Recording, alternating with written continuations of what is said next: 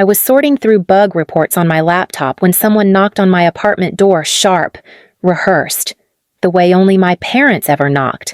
I froze.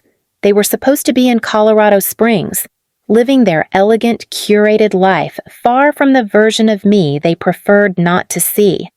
When I opened the door, Eleanor Rivers swept in first, wrapped in winter silk like she was arriving at a gala instead of my hallway. Theodore followed, tall and silent, scanning the room as if checking whether it passed inspection. "Amelia," Eleanor said, kissing the air beside my cheek. "We need to talk. It is delicate. In my family, that word always meant someone expected me to give something up." Theo sat without asking. "Your sister's wedding," he began. "There is an issue." I kept my voice even. "What kind of issue?" Eleanor folded her gloves with careful precision. "The Aspen venue raised their rates. Clarissa's floral designer expanded the installation. And Sebastian's family, well, they have certain expectations. We have already committed to everything." I felt the shift coming even before she said it. "We need your help," she continued. $148,000 will settle the remaining costs." The world thinned around the edges. "You came here to ask me for that." "It is not asking," Theo said. "Your career is stable. You can manage it." There, it was the old assumption that my success existed to stabilize their image. Eleanor smiled softly, as if granting me the privilege of generosity. "Family rises together, darling." I inhaled slowly, feeling the past tightening in my chest. "You turned me down for $26,000 when I needed college tuition." "That was different," she replied instantly. "Of course it was, because now it suited them. If you have ever stood in a doorway and watched old patterns try to reclaim you, stay with me. This story goes exactly where my family never expected. Their request sat between us like a second door I could not close." Eleanor crossed one leg over the other, perfectly composed, as if we were simply revisiting old family business. "You have always been the practical one," she said. "You understand responsibility." A laugh scraped up my throat. "Responsibility. You would not even sign a loan when I was 18. Theo's jaw tightened. "We have discussed that." "No," I said quietly. "You avoided it." The memory rose so sharply it felt recent, me standing in our kitchen, clutching the acceptance letter to the computer science program at Colorado State University, my hands shaking with hope. I got in. I had told them, "I just need a cosigner." "The loan is $26,000. Eleanor barely looked up from arranging her lesson plans. "Debt is vulgar. Amelia, it follows you forever. It is not a handout." I had insisted, "It is a loan." Theo rinsed his coffee mug. "If you want something badly enough, you work for it." We did not get shortcuts. I felt that same burn now. You let me struggle through 3 jobs and sleep in cold dorm rooms. But Clarissa's wedding gets $148,000 of urgency. Eleanor bristled. "Do not twist this. College debt could have harmed your future." "And what is this?" I asked. "A family bailout." Theo's voice dropped. "You are being dramatic." "No," I said. "I just remember clearly. Back then it was my grandparents, Franklin and Edith, who had stepped in. They arrived the next morning with their old sedan and drove me to a small bank in Loveland. Edith squeezed my hand as we walked in. "You deserve a chance," she whispered. "Needing help is not failure." Their signatures saved my education, not my parents. Sitting across from Eleanor and Theo now, I felt the old fracture widen. "You made me believe struggle was character," I said. "But really, it was convenience." Eleanor's lips pressed together in a thin, offended line. Theo stood. "You should think carefully before saying no." I already was. After they left, the silence in my apartment felt heavier than their presence. Old patterns have a way of tightening around your ribs, even years later. I sank onto the couch, my mind already drifting back to every moment that taught me exactly where I stood in the Rivers family. Growing up, Clarissa never needed to ask for attention. She breathed and the world applauded. I remembered one evening when I brought home a certificate for perfect grades. I held it out to Eleanor, waiting for her eyes to meet mine. "That is lovely." "Amelia," she said without looking up from trimming herbs for dinner. An hour later, Clarissa burst into the kitchen wearing a plastic tiara from a school dance competition. The entire room lit up. Theo snapped a photo and called relatives to brag as if she had won an international title.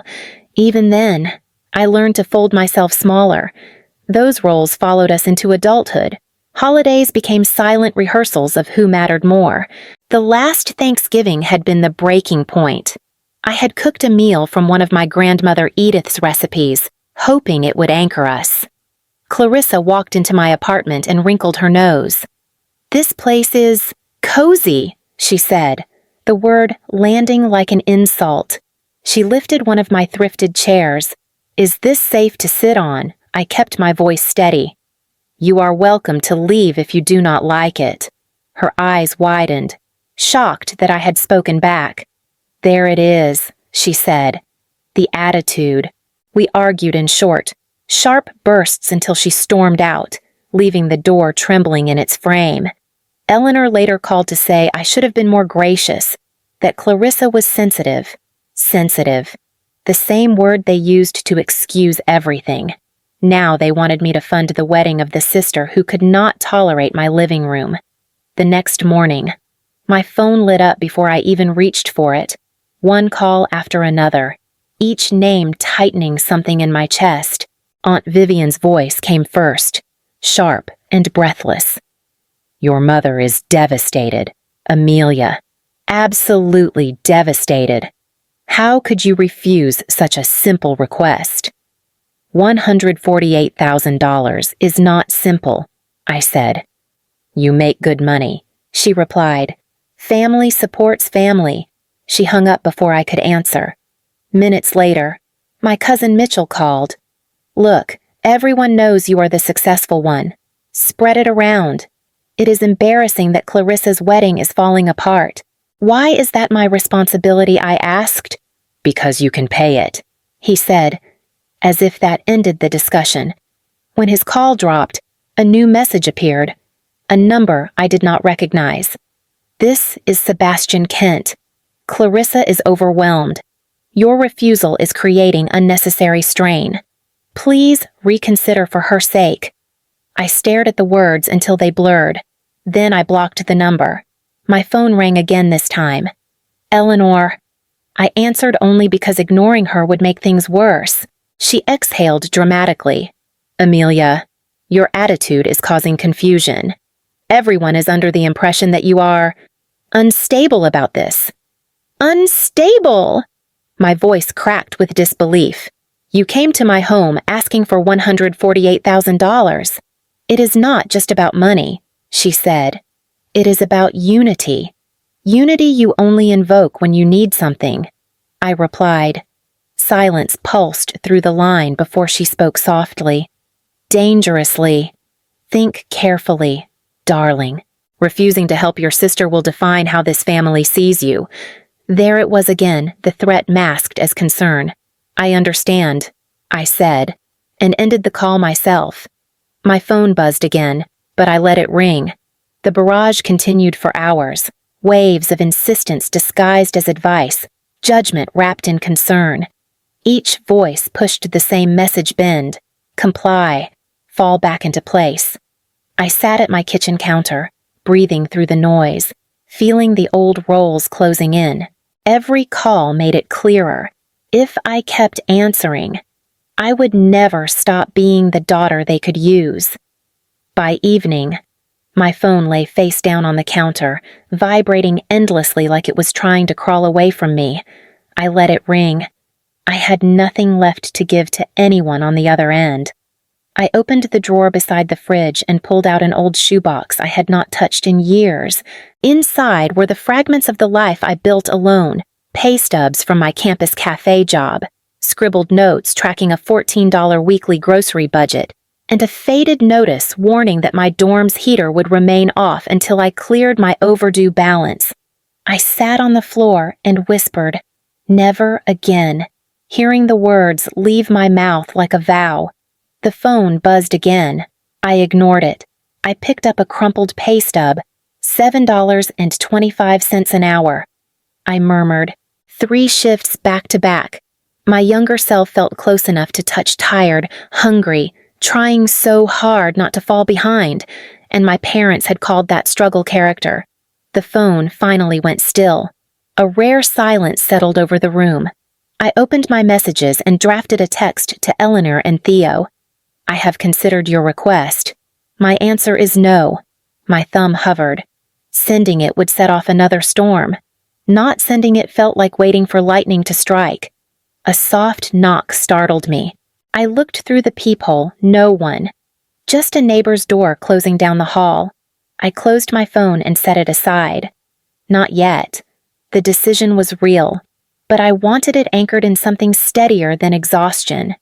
I gathered the papers gently, placing them back in the box, as if acknowledging the girl who survived because no one helped her. Another buzz of voicemail this time. Mitchell again, telling me to be reasonable. Reasonable. That word had followed me my entire life. A leash disguised as praise. I slid the box back into the drawer. I would not be reasonable for them anymore. The next morning, I drove to Estes Park before I could talk myself out of it. My grandparents' cabin sat just beyond the tree line, warm light glowing through the windows. Franklin opened the door before I knocked. "Amelia," he said, his voice steady. "You look worn thin." I stepped inside. Edith was already pulling out a chair for me. "Sit," she said. "Tell us." The words spilled faster than I expected, Eleanor and Theo showing up unannounced. The demand for $148,000. The calls, the pressure, the old memories crackling back to life. My throat tightened as I spoke. Edith reached across the table. "They asked you for that amount." "Yes," I whispered, as if it is obvious I should pay it. Franklin leaned back, his brows drawing together. "You asked them for $26,000 when you were 18, and they refused. They said it would harm my future." I said, "They called debt a stain, and now they want you to stain yourself for a wedding." He replied, "Interesting how principles move when pride is involved." Edith's hand squeezed mine gently. "And what do you want?" "Amelia, I want to stop being the person they exploit." I said, the truth rising sharp and clear. Franklin nodded once. "Standing up for yourself is not betrayal. It is adulthood. And sometimes adulthood means disappointing people who benefited from your silence." Edith added softly, "You do not owe them your future because they abandoned your past." A breath shuddered out of me. I felt something settle solid, rooted, real. Franklin placed his hand over mine. "When they ask again, answer as the woman you have become, not the girl they tried to shape." I closed my eyes. "Yes," I said, "I will." On Sunday afternoon, the intercom buzzed with the same clipped urgency I had grown up hearing in Eleanor's voice. I did not bother checking the camera. I already knew who it was. When I opened the door, Eleanor walked in first, always first, her perfume hitting the air like a declaration. Theodore stepped in behind her, shoulders squared, eyes already searching for flaws in my living room. "We need to resolve this," Eleanor said, setting her handbag on my counter as if she owned the surface. "All of this chaos is unnecessary." "Chaos you created," I replied. Theo ignored that. "Your mother is worried. Clarissa is in tears. The family is confused." I folded my arms. "Because you all agreed I should pay nearly $150,000 without asking how I felt?" Eleanor stiffened. "Do not dramatize. You are in a position to help. It is natural for family to rely on the child who is successful. That is not reliance, I said. That is entitlement. Theo's gaze sharpened. Watch your tone. No, I answered. I am done watching my tone. Eleanor blinked hard, unsettled by the shift in power. Amelia, darling, we did not come to fight. We came for a solution. You want a solution, I asked. Here it is. My answer is no. Silence cracked across the room. Eleanor recovered first. You cannot be serious. I am. Theo's voice dropped. You can afford it. That is not the point. Then what is he demanded? I stepped closer, feeling years of swallowed words rise. When I needed $26,000 to get an education, you refused because you believed struggle would shape me.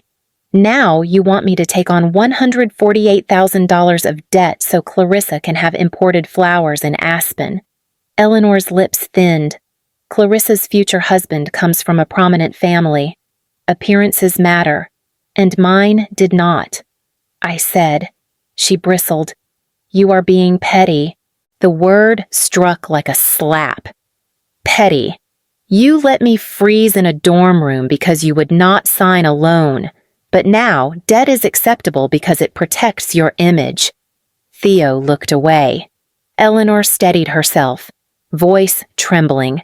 If you do this, you jeopardize the wedding. I exhaled slowly. Then the wedding is not my responsibility. That landed. Eleanor's expression cracked anger and disbelief, fighting for space. Theo took a step toward me. Think very carefully. Saying no will change how this family sees you. I felt the truth of that and chose anyway. Good, I said. Let it change. Eleanor's eyes widened, but she said nothing more. For the first time in my life, the silence belonged to me. 2 days later, Eleanor sent a message that looked deceptively polite. Family meeting tonight on video. Everyone will be present. We need clarity. Clarity. In her mouth, the word meant correction mine. At 7 o'clock, I clicked into the call. 14 faces filled the screen. Aunts, uncles, cousins, all arranged like a tribunal. Eleanor sat centered, poised, Theo beside her with the familiar stern set of his jaw. Aunt Vivian spoke first. Amelia, we are here because your refusal has created significant tension. Cousin Mitchell added, the wedding is collapsing. You know you can fix it. My pulse steadied, strangely calm. I am not fixing something I did not break. Eleanor leaned forward. We raised you better than this. No, I said. You raised me to be useful. A ripple moved through the call. Uncle Robert cleared his throat. Your sister is hurting. Clarissa is overwhelmed. Eleanor said, your stance is making everything worse. My hands hovered over my trackpad. This was it. Either I let them reshape the narrative, or I reclaimed it. I clicked share screen. A hush fell as the first document appeared, my old notice of overdue housing fees from university. Then a pay stub. Then another. Then a scanned statement of the $26,000 loan my grandparents co-signed in Loveland. This, I said, is what you all seem to have forgotten. Mitchell frowned. What is this supposed to mean? It means, I replied, that when I needed a fraction of what you are asking from me now, my parents refused. They called debt vulgar.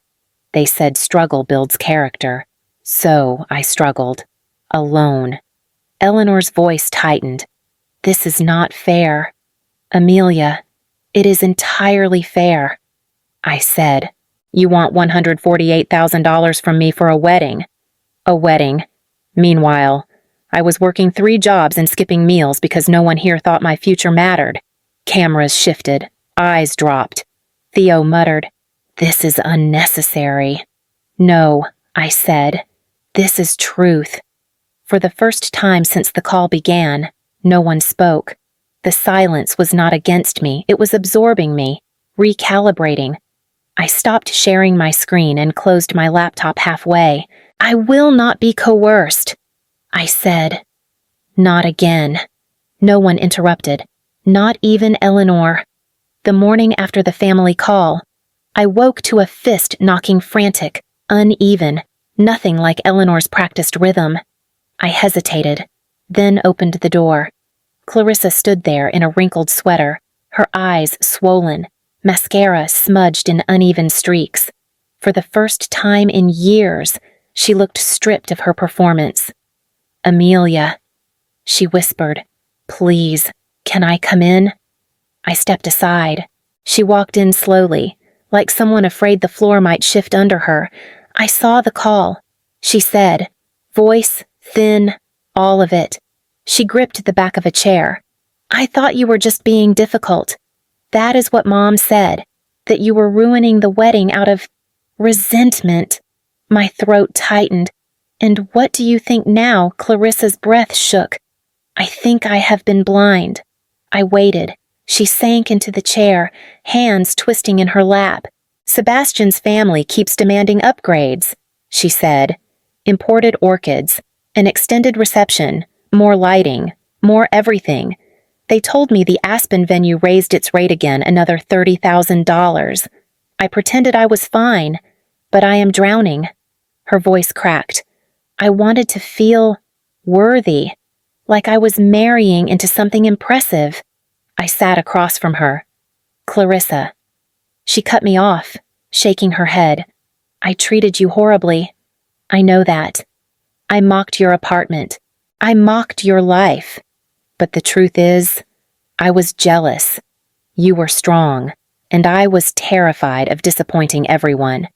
A quiet fell between us, but it felt different, honest, not avoidant." She lifted her eyes. "I do not want this kind of wedding anymore. I do not want a life built on pressure and price tags." Relief flickered somewhere inside me. "I talked to Sebastian this morning," she continued. "I told him I am scaling everything down. A small ceremony in Netherland, by the water. Just us. The people who actually show up." She paused. "And I want you there, not as a checkbook, as my maid of honor. If you can." Emotion rose sharp behind my ribs. "I can," I said. "I will." Clarissa exhaled a breath that sounded like release. For the first time in our lives, we were not competing. We were finally letting each other exist. 2 weeks later, Clarissa's new ceremony unfolded beside the water in Netherland, a quiet clearing framed by evergreens, nothing like the grand spectacle Aspen had demanded. She wore a simple ivory dress, hair pinned loosely, eyes softer than I had ever seen them. When she handed me the small bouquet and whispered, "Ready," I nodded and took her arm. As we walked down the short aisle, she leaned closer. "Thank you," she murmured, "for not giving up on me. I never wanted to." I said, "I just needed to stop giving myself away."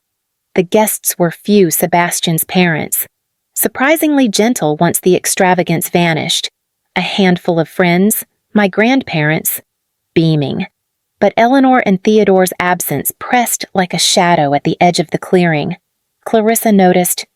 "They did not call me," she said quietly. "I know," I answered. She swallowed, then lifted her chin. "Today is still mine." After the ceremony, as guests drifted toward the small reception table, my grandparents approached. Franklin clasped my shoulder. "You walked your own line, and somehow you helped her walk hers too." Edith hugged me, proud of both of you. Their warmth steadied me for what came next. A week later, Eleanor sent a message. "Your father and I would like to meet. It is overdue." The location surprised me, the old bank in Loveland, the one where my grandparents had once saved my future. When I arrived, Eleanor and Theodore were already seated on a bench outside, looking smaller, less armored. Eleanor stood first. "We chose this place because we never came here with you," she said, "and we should have." Theo's voice was rough. "We made decisions that hurt you. We thought we were teaching strength. We see now we were protecting our pride, not your life. I let their words settle. They were not perfect, not sweeping, but they were true. I am willing to move forward, I said, but not on the old terms. If you want a relationship with me, it has to be built on honesty and boundaries. Eleanor nodded, her eyes damp. We will try. Theo exhaled slowly. We want to. When I stepped out of the bank into the afternoon light, something inside me unlatched. Not forgiveness exactly, something sturdier, something earned. The past had not vanished, but it no longer owned me. If you have ever fought your way out of a role someone else wrote for you, share your story. Someone out there needs to know they are not alone, and I read every word.